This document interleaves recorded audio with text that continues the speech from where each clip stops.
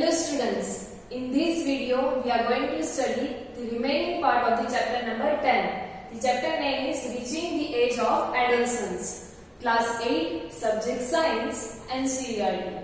In the previous videos of this chapter we had seen what is adolescence and what is puberty. So in that we had seen that growing up is the natural process and the period of life when the body undergoes certain changes. So that period is known as the adolescence, and during this period anyone can get, or it leads to the reproductive maturity. This period leads to the reproductive maturity. So this period is known as the adolescence. Then after we had seen what is puberty. So here it is given to you that the human bodies undergo several changes during the adolescence, and this marks the onset, or you can say starting of the puberty. And during this period, a person may face different changes, many changes in their body. So then after in the next topic, we had seen some of these changes. Like the first change, that is in your height. Changes at the puberty, in that first change is increase in height. During this period, you can find major change in your height, or your height is majorly change or increase. So here in the table, we had seen according to the different years or the age, what is the rate of increase in height and in boys and in girls. That we had seen in the first change. Then after next change is change in body shape. Here it is given to you that your body shape is almost get changed during this period. Like examples are given to you that in boys the shoulders broaden, and in the girls the region below the waist becomes wider. So this is the changes in during the puberty or during the adolescence in boys and in girls. The next change that we had seen, that is voice change. So we had also seen that during this period of life the voice of boys and girls also get changed because of the increase in size of voice box or larynx. Like what kind of changes? So here it is given to you because of this larynx, or you can say voice box. It is also known as the Adam's apple. In boys it can be found, that is Adam's apple, the protruding part of the throat. That means outcomes part of the throat. It is known as the Adam's apple. That is generally seen in the boys. And boys' voice become deep, and sometimes it also becomes the hoarse. Whereas in the girls the voice become high pitched. So this is the change in the voice of the boys and girls during the adolescence. The next we had seen, that is increase the activity of sweat and sebaceous gland. Sebaceous, that means we had already seen the oil gland. So during this period you sweat more, and the activity of the sebaceous gland also increases. Because of that, some of the people find the acne problems on their face. The next we had seen, that is development of sex organs. In the previous lesson we had seen what is the sex organs or reproductive organs of boy and girl. So during this period the development of the sex organ in the boys and girls it started. The next we had seen, that is reaching mental, intellectual and emotional maturity. During this period you will get the emotional, mental and intellectual maturity, and it is the time when a person can learn the maximum. So you have to keep this in mind. Then after next we had seen, that is secondary sexual character. During this period the secondary sexual character will started growing. Like the examples are also given to you that in girls the breast begins to develop at puberty, and in the boys the mustache or beard also started growing. These are the secondary sexual character by which we can distinguish or we can differentiate the boy from the girl. So that's why they are known as the secondary sexual characters. The next we had seen that how these changes are occurring in our body. What is responsible for these changes? So in that we had seen that the hormones which are secreted from the different glands in our body, that is responsible for these changes in our body. And these hormones are chemical substances which are secreted by the endocrine glands. There is the endocrine system in our body, and it consists of several glands, and from these glands these hormones are released which which are responsible for the different changes in our body. Like here some of the examples of the hormones is given to you, that is male hormone, or it is also known as the testosterone. It begins to release from the testes during this period, and female hormones, that is estrogen, it starts to develop, and also from the mammary gland breast develops. So these are the some of the changes. The another gland, that is endocrine gland, that is pituitary gland, this is responsible for the control of this hormone. The next we had seen that roles of hormones in initiating reproductive function. How these roles hormones are responsible for the changes in our body. So in that we had seen that these hormones are released into blood streams or directly into blood, and it reaches to a particular body part which is known as the target site, and at the end this target site grow or it develop into a certain condition. The next we had seen these diagrams that hormones from pituitary gland that stimulates, or you can say it energizes the testes and ovaries to release the testosterone and estrogen. Testosterone in male and estrogen in females. So this pituitary gland is responsible to energize the testes and ovaries to release the hormones. Next, after releasing these hormones, after releasing from these glands, this release into the bloodstream, or you can say blood, and it reaches to the parts of the body which is known as the target site, and then after it stimulates or it energizes the changes in the body part at the starting or at the onset of the puberty. So these are the how the hormones are responsible for the changes in our body. Then after we had seen this one, reproductive phase of life in human. How long this reproductive life is exists in the human being. So we had seen that from the puberty or in adolescence, they are capable of reproduction because they are reproducing the female and male gametes.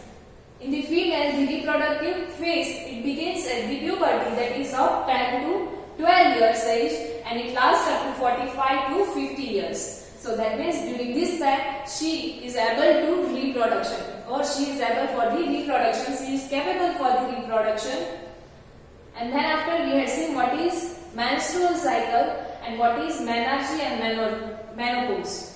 So in that we had seen that after every 28 to 30 days, the ovary, one of the ovaries release the ovum or egg, and during this period the wall of uterus becomes thick. Uterus is becoming prepared to get the development for the growth of the fertilized egg. If the fertilized egg is there in the uterus, but if the egg is not fertilized, then this thickened wall of the uterus, it shed off or it throw out from the body. So that is known as the menstrual flow.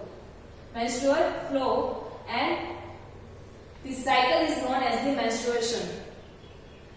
The first menstrual flow is known as the menarche, and the last is known as the menopause. And a female get menopause at 45 to 50 years of age. And initially this cycle is irregular in female during puberty, and then after it will become the regular. So these are the things we had seen in the previous videos of this chapter.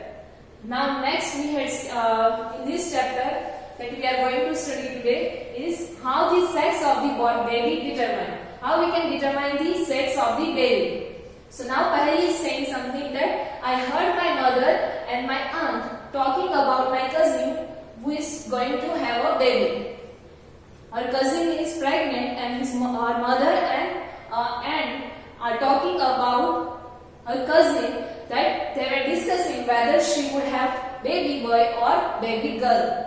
So now Paheli wonder what makes the fertilized egg develop either into a boy or girl. How a fertilized egg is developed into a baby girl or a boy. So here next topic is that boy or girl. What is the responsible behind this? So inside the fertilized egg, or you can also say zygote, that we had already seen zygote. It is the single cell. So the instruction for determining the sex of baby is there in the zygote or fertilized egg. How? So this instruction is present in this thread-like structure which is known as the chromosomes. These fertilized eggs contain chromosomes and these chromosomes are thread-like structure, and previously we had seen that chromosomes are present in our cell. The chromosomes are present inside the nucleus of every cells, and all the human beings have 23 pairs of chromosomes. That means total 46 chromosomes are there and 23 pairs of chromosomes are there in the nuclei of their cell. So the 2 chromosomes out of this total chromosomes are sex chromosomes. 2 chromosomes out of these are sex chromosomes and their name is X and Y. Now female has 2 X chromosomes. This is female. It has the 2 X chromosomes and male has the X and Y chromosome. 1 X chromosome and 1 Y chromosomes. Now the gametes, that is egg in the girls and sperm in the boy, have only one set of chromosomes. They have the one set of chromosomes. The unfertilized egg always has the 1 X chromosome. We know that in female 2 X chromosomes are there. So unfertilized eggs always has the 1 X chromosomes. Now what is then after? So then the sperms are of 2 kinds. We had seen that in males X and Y chromosomes are there. So the sperms are of 2 kinds. That is, one kind has X chromosome and one kind has the Y chromosomes. Here in the figure it is given to you that when a sperm which contains the X chromosome, when it fertilizes the egg which also contains the X chromosome. Here that means the sperms are of 2 kinds, that is X and Y, and the girls has the X chromosomes only. So when the sperm which contains the X chromosome, it fertilizes with the X chromosome, it will result into the girl. It develops into a female child. And if the sperms contribute a Y chromosomes, that means the sperm is of Y chromosome, kind of Y chromosome, then it fertilizes with the ovum and it will result into a baby boy or a male child. Zygote will develop into a male child. So this is how the sex of the baby can be determined. The zygote has the chromosomes, that is X and X. Unfertilized egg has the chromosomes X and X. Sperms are of 2 kinds. One contains X chromosomes and one contains Y chromosome. If the sperm contains X chromosome and it fertilizes with the egg, then it will result into a female child. And if the sperm contains Y chromosome and it fertilizes with the X chromosome, it will result into a male child. So this is how we can determine the sex of the baby. So now from here, you can say that the sex chromosomes of father can be determined the sex of an unborn baby. Not the mother, but the father. The sex chromosomes of the father can be determined the sex of the baby. So the belief is there that mother is responsible for the sex of the baby. That is wrong, totally wrong, and so we should not blame her for the sex of the baby, unborn baby. The responsible one who is responsible for that is the father, because there in male 2 types of chromosomes are there, that is X and Y. So father of that baby is responsible for the sex of that baby. So this is how we can determine the sex of the baby. Now next one is hormones other than sex hormones. Now hormones other than sex hormones are also present in our body.